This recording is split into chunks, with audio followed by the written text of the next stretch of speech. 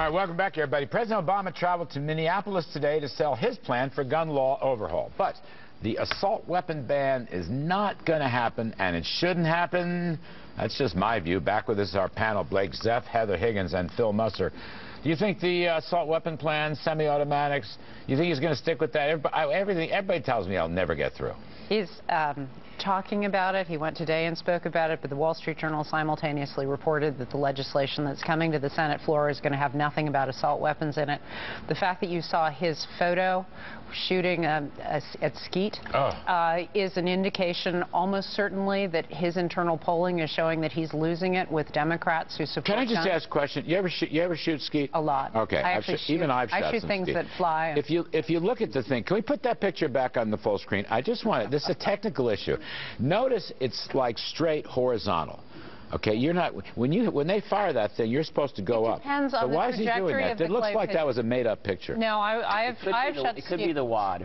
It could be the wad, and it also, I have shot low Skeet. So if you're doing a double, for example, the second one you can actually be coming down because you know that where you're shooting, there's nothing behind it, so you can actually. As a guy who shoots Skeet once every 25 years, I feel a lot better about that now. Now, and you can sometimes have the trap fling them low. Please continue. And the other thing that's interesting is Andrew Cuomo, whose numbers had been stratospheric. It was just reported in a Quinnipiac poll, just because of his most stringent gun control legislation ever, has had this 30-point swing in his approval rating. I mean, it's just huge, 15 points down. There's another poll that came out today, though, from a different pollster that showed it didn't move. So it could have just been an outlier. But it could be. But I think Obama will get his universal background check. I agree. And there was a time, not so long ago, when the NRA was in favor of that. Right. I don't know why they changed, because I think it's extremely popular.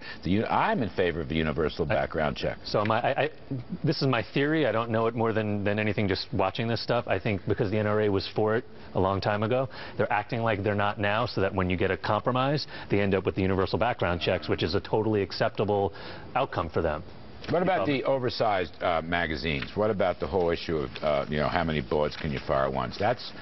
I've seen conservatives for it. I've seen conservatives against it. It's a really tough issue. I think a lot of it breaks down to votes. You know, I talked to a top NRA lobbyist the other day, and it really, you have such differing viewpoints on this based on the geopolitical reality of the Congress that probably is one that, from a legislative perspective, is much more dicey. I mean, the big question for Obama here, Larry, is how much political capital ultimately this will chew up, both this issue, the immigration issue, as we have these big economic pressing problems in our country that we're working our way through. He's making the choice early in his presidency to take this on the road, to campaign on this, and ultimately they're going to have to figure out where the line is that they want to draw. I suspect it gets drawn around the consensus issues of universal checks, but much beyond that, it gets pretty messy. He's not going to get the weapons ban. It's just never I don't think it's going to happen. The Democrats don't want it. Harry Reid doesn't want it. He came alive just enough to say that again. All the senatorial candidates running in 2015 they don't want to do that. But let me ask you about this. Why didn't anybody talk about really strict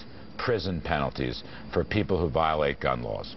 Really strict. I mean, like, go 10 years into the pokey. You own a gun that's not registered properly. You own a gun that didn't have background check.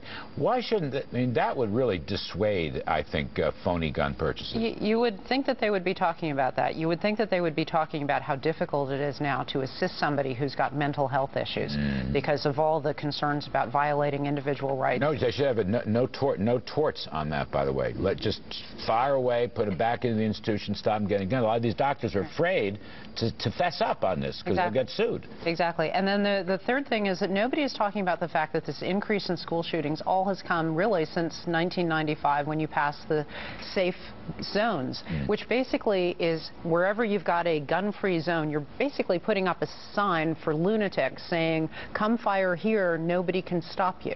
It's a shooting range, a shooting gallery opportunity.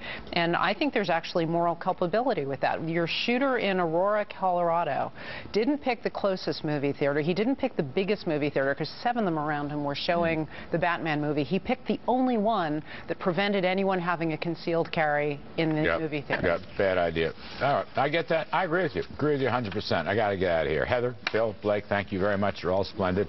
Let's talk showbiz.